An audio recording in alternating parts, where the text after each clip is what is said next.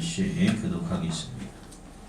오직 성령의 열매는 사랑과 희락과 화평과 오래 참음과 자비와 양선과 충성과 온유와 절제니 이 같은 것을 금지할 법이 없느니라. 그리스도 예수의 사람들은 육체와 함께 그 정욕과 탐심을 십자가에 못 박았느니라. 만일 우리가 성령으로 살면 또한 성령으로 행할지니. 아멘. 오늘은 신앙성장 세 번째 시간입니다. 성령의 인도하심을 따르는 삶. 첫 번째는 말씀 위에 세워진 신앙, 두 번째는 기도로 뿌리내리는 신앙이었어요. 말씀과 또 기도와 성령은 신앙생활이 있어서 삼위일체와 마찬가지예요. 우리가 기독교 신앙에 있어서 삼위일체 신앙에 문제가 있으면 이단이 되는 것이에요. 그것과 마찬가지로 말씀과 기도와 성령의 열매 어느 한 부분을 떼어놓고서는 온전한 신앙, 건강한 신앙이라고 말할 수가 없습니다. 잘못하면 형식적인 신앙이 되고 또 위선적인 신앙이 될 수 있어요. 그래서 말씀과 기도와 또 성령의 열매를 맺어갈 수 있는 여러분 되시기를 바랍니다. 말씀을 많이 읽고 듣는 것도 정말로 중요해요. 또 기도를 많이 하는 것도 중요합니다. 그러나 무엇보다도 중요한 것은 하나님의 영이신 성령님의 임재하심, 또 인도하심에 민감하게 반응할 수 있는 신앙이 중요해요.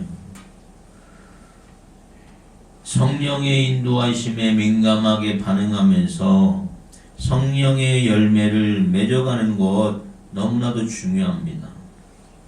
신앙 성장은 단순한 지식이나 종교적 행위로 증명되는 것이 아니라 진정한 성장은 뭐냐면 열매 맺는 신앙이에요. 성령의 열매가 드러나는 신앙이 되어야 한다는 것이에요. 나무가 그 뿌리와 줄기를 통해서 열매를 맺어가듯이 성령의 인도하심을 따르는 삶은 반드시 열매가 나타나게 되는 것이에요. 오늘 말씀을 통해서 나는 얼마나 성령의 열매를 맺어가고 있는지를 돌이켜보시고 또 신앙성장을 위해서 성령의 인도하심을 따르는 삶을 결단하는 그런 시간이 되시기를 바랍니다. 성령의 열매는 신앙 성장의 증거예요. 오늘 본문 말씀에 바울은 뭐라고 말해요? 오직 성령의 열매는 사랑과 희락과 화평과 오래 참음과 자비와 양성과 충성과 온유와 절제니 라고 말하고 있어요. 사람마다 다 타고난 성격이나 기질이 다 다릅니다. 어떤 사람은 내성적인 성격을 갖고 있는 사람이 있고 어떤 사람은 외향적인 그런 성격을 가진 사람도 있어요. 또 어떤 사람은 다혈질적인 성격을 갖고 있는 사람이 있고 또 소심한 성격을 가진 사람도 있습니다.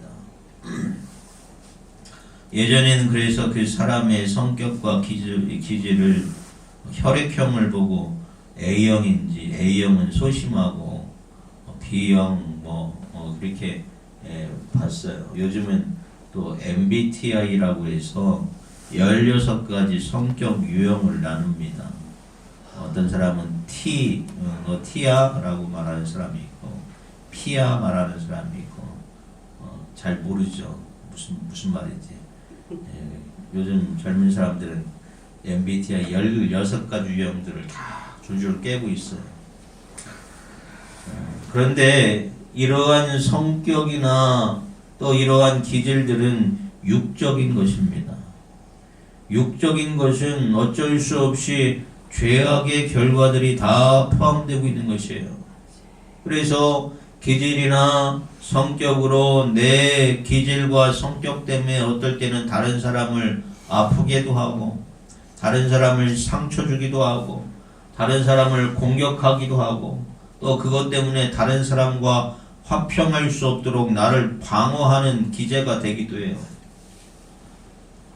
그런데 성경은 말합니다. 예수 안에 있으면 새로운 피조물이니 라고 말씀하고 있어요. 고린도 후서 5장 17절에 그런즉 누구든지 그리스도 안에 있으면 새로운 피조물이라. 이전 것은 지나갔으니 보라 새 것이 되었도다 라고 말씀하고 있어요. 우리가 예수 안에 있으면 새로워지는 줄 믿으시기 바랍니다. 타고난 기질과 성품과 성질이 때로는 나에게 약점이 되어지는 부분들도 있어요. 다른 사람과의 관계 속에서 약점으로 작용하는 때가 있습니다. 그러나 예수 안에 있으면 우리가 새 것이 되기 때문에 우리의 가약점이 되었던 그런 부분들도 강점이 될 수 있고, 우리에게 부정적인 모습들도 주님 안에서 새로워져서 긍정적인 모습으로 변화될 수 있는 줄 믿으시기 바랍니다. 육적인 기질과 또 영적인 기질로 새롭게 되어지는 놀라운 신비와 은혜와 역사를 경험할 수 있는 여러분 되시기를 주님의 이름으로 축원합니다. 그래서 믿는 사람들은 나는 원래 그래 그런 말씀은 안 돼요. 변화돼야 돼요. 새로워져야 돼요. 나 원래 다혈적인 거 몰라? 나 원래 이런 거 몰라? 그러면 안 돼요. 육적인 사람입니다.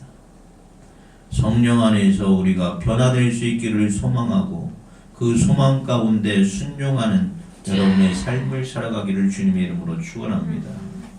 사랑, 희락, 화평과 오래 참음과 자비와 양선과 충성과 온유와 절제는 단순한 육적인 성품이 아니에요. 그리스도 안에 있는 자가 성령 안에서 열매 맺게 되는 영적인 삶이 되는 줄 믿으시기 바랍니다. 우리는 이렇게 변화되어야 돼요. 사랑이 가득한 삶이 되어야 되고, 기쁨이 넘치는 삶이 되어야 되고, 다른 사람과 화평할 수 있는 삶을 살아야 되고, 잘 참고 인내할 수 있어야 돼요. 또 날마다 다른 사람을 긍휼히 여길 수 있는 자비의 마음이 있어야 되고, 선을 행하고자 하는 삶이 되어야 되고, 또 말씀에 충성하고 날마다 온유하고 또 절제하는 삶을 살아가는 것이 그리스도 안에서 새로운 피조물의 삶이에요. 이렇게 변화될 수 있는 여러분 되시기를 주님의 이름으로 축원합니다. 일제시대에 황해도에 김익두라는 유명한 깡패가 있었어요. 당시에 이 사람이 얼마나 유명했냐면, 이 사람이 드나면 다른 사람들이 다 도망갈 정도였어요. 어느 날 선교사 부부가 전도 활동을 합니다. 전도지를 나눠주는데 그 김육두가 그 전도지를 받아갖고 뭐냐고 하면서 그걸로 코를 휙 하고 풀어버렸어요. 그랬더니 선교사 부인이 아이고 그 잘못하면 코 썩는데 라고 했더니 이 사람이 밤에 자기 코가 썩을까봐 걱정이 돼서 잠을 못 잤다고 그래요. 그러다가 그 선교사 부부를 따라서 붕해를 갔다가 큰 은혜를 받았어요. 변화가 됩니다. 그래서 이 김익두라는 사람이 자신이 이제 예수 믿고서 새롭게 태어났다는 것이에요. 이전의 삶을 버리고 새로운 삶을 살기로 결단하고 김익두는 죽었다라는 소문을 냈어요. 깡패 김익두는 죽었다는 것이에요. 그리고 나서 이 김익두라는 사람이 변화되어서 전도 활동을 합니다. 어느 날 이 김익두를 알아보지 못한 어떤 불황배가 이 김익두를 술 취해서 막 두드러 패요. 한참 맞고 있던 이 김육도가 그 사람 손을 꽉 잡습니다. 이 사람이 워낙 유명했던 깡패니까 얼마나 힘이 좋아요. 그 사람 꽉 손을 잡고, 아이고 이 사람아, 예수는 내가 믿었는데 당신이 복을 받았어. 내가 김익두인데 예수 믿기 전이라면 자네는 벌써 죽었네. 내가 예수 믿은 덕에 자네가 복을 받았네 라고 했다고 한 일화가 있어요. 그 이야기를 듣고 그 사람이 얼마나 벌벌 떨었겠어요. 내가 때린 사람이 김익두라니. 김익두가 그 사람을 끌고 부흥에 참석했다가 그 사람은 장로가 됐어요. 김익두는 나중에 복음 전도자가 되고 부흥사가 됐어요. 이 김익두라는 사람 이야기, 또 많은 사람들이 예수 믿고 변화받았다는 이야기들을 많이 듣습니다. 제가 아는 목사님 중에서도 원로 목사님들 제천에서 유명했던 깡패하던 목사님이 있어요. 그 목사님 그런데 만나면 늘 예수님 얘기하고 보혈 얘기하고 십자가 얘기하고 은혜 얘기밖에 안 해요. 예수 믿고서 사람이 이렇게 변화가 되는 거예요. 새로워지는 것이에요. 우리도 그렇게 새로워지는 은혜와 역사가 여러분의 삶에 넘쳐나기를 주님의 이름으로 축원합니다. 예수를 믿게 되니까 변하게 되었다는 것이에요. 예수를 믿게 되니까 180도 나의 삶이 변화되었다는 것이에요. 이러한 간증의 이야기를 많이 듣습니다.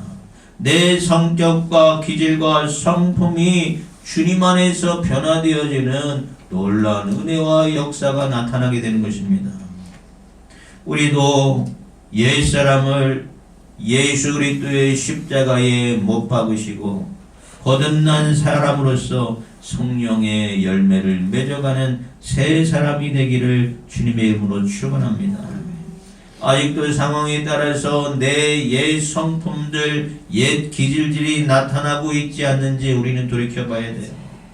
아직도 내가 변화되지 않는 육적인 모습으로 살아가고 있다면 우리는 회개해야 돼요. 왜? 여전히 성령님의 인도하심에 민감하게 반응하지 못하기 때문에 그래요. 여전히 육신의 욕망대로 반응하며 살아가고 있기 때문에 그래요. 육체의 소욕은 성령을 거스릅니다. 성령은 육체를 거스러요. 서로가 대적을 해요. 하나가 살면 하나가 죽게 되는 것이에요. 우리 안에 성령이 살아남을 때에 육체의 소욕이 사라지게 되는 줄 믿으시기 바랍니다. 그러나 우리 안에 육체의 소욕이 넘쳐나면 성령이 역사할 수가 없는 것이에요. 우리의 신앙은 말이 아니라 삶의 열매로 증명되어져야 돼요.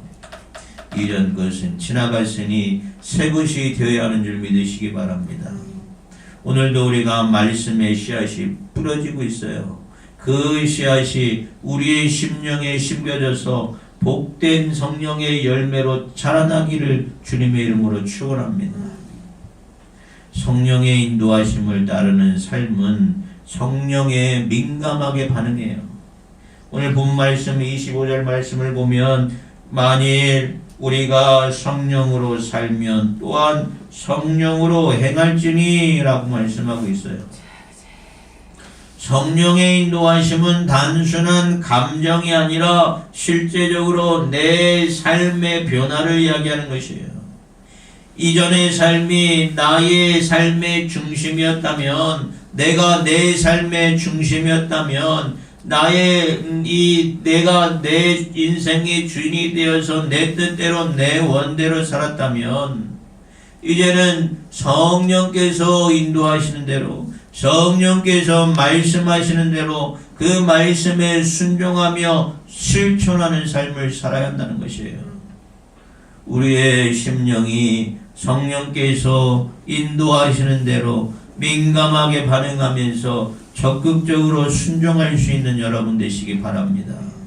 성령께서 나에게 무엇을 말씀하시는지 가만히 듣고 있다가 그 말씀대로 순종해야 돼요.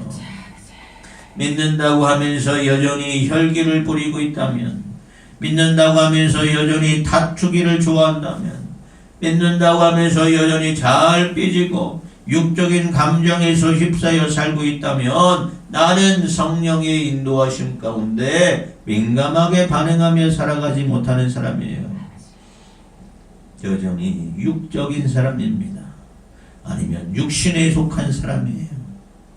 세상적인 삶의 방식을 벗어버리고 여전히 세상적인 삶의 방식대로 교회 안에서 행동하니까 교회에서 많은 다툼이 생기고 분쟁이 생기고 문제가 생기고 분란이 생기고 또 시비가 생기고 여전히 사랑 없는 모습으로 살아가는 모습이 아닌지 우리는 돌이켜봐야 돼요. 육적인 사람은 여전히 이기적인 육체의 욕망이 중요해요. 하나님의 영에 속한 것을 받아들이지 못하고 육체의 욕망대로 살아가요. 말씀대로 순종하지 못하고 살아가고 있어요. 그런 사람이 아무리 하나님의 자녀라고 해도 육신의 생각과 육신의 욕망대로 있으면 성령의 인도하심대로 살아가지 못하는 사람이에요. 육신의 생각에 사로잡혀 있는 사람은 성령의 인도하심을 받을 수가 없습니다. 그러므로 말씀과 기도로 우리의 영이 깨어 있어야 돼요. 그래야 우리가 성령께서 무엇을 말씀하시는지 그 음성을 들을 수가 있어요.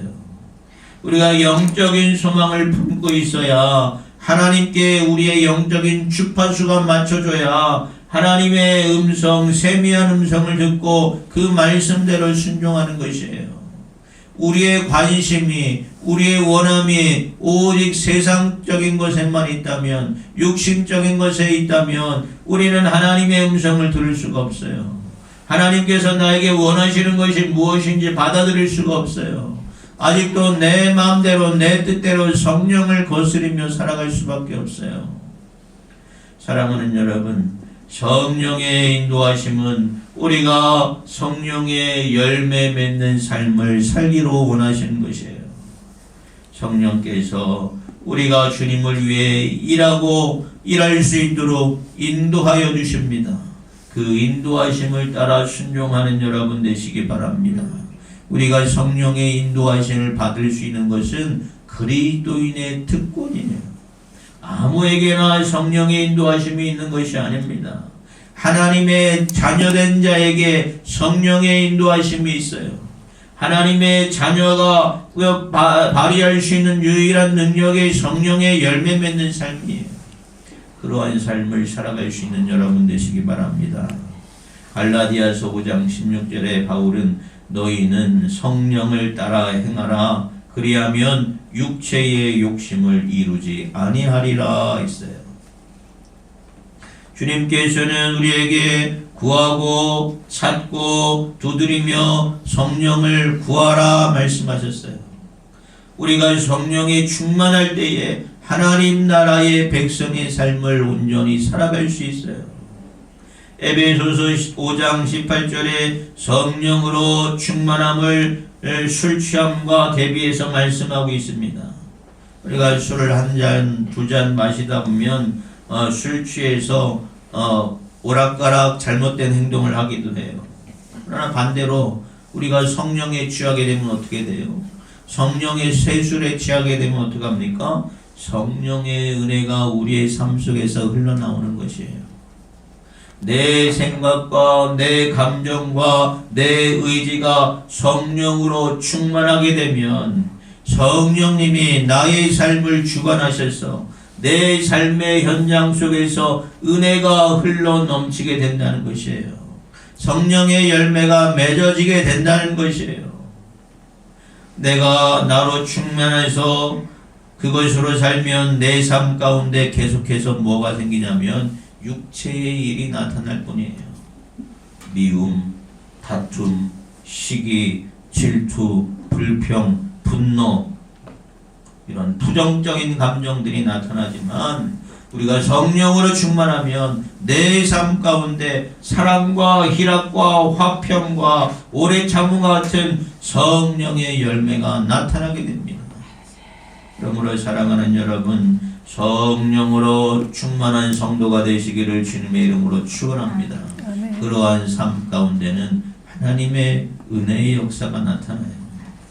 고린도전서 12장 7절에서 10절에 성령의 은사가 나타납니다. 성령의 은사, 성령으로 충만한 자에게서 나타나는 하나님의 은혜의 선물들이에요. 내 안에 계신 성령님이 삶 가운데 성령의 열매로 나타나는 것처럼 삶의 현장 속에서도 성령의 은사가 나타나게 되는 줄 믿으시기 바랍니다. 사랑하는 여러분, 하나님의 은혜와 역사를 날마다 경험하기를 원하십니까? 하나님께서 여러분의 삶 가운데 역사하시기를 원하십니까? 그러면 육체의 소욕을 죽이시기 바랍니다. 성령께서 일하실 수 있도록, 성령께서 역사하실 수 있도록 성령의 인도하심에 민감하게 반응해가는 여러분 되시기 바랍니다.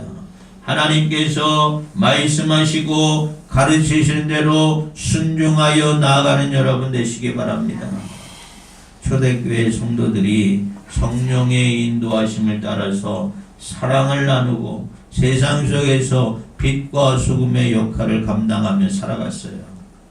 성령의 인도하심에 민감하게 반응하는 삶은 작은 선택에서 시작되는 것이에요. 네, 가정에서 또 직장에서 또 교회에서 날마다 성령의 음성에 귀 기울이시고 성령께서 나에게 무엇을 말씀하시든지 그 말씀에 순종하여 반응할 수 있는 여러분 되시기를 주님의 이름으로 축원합니다.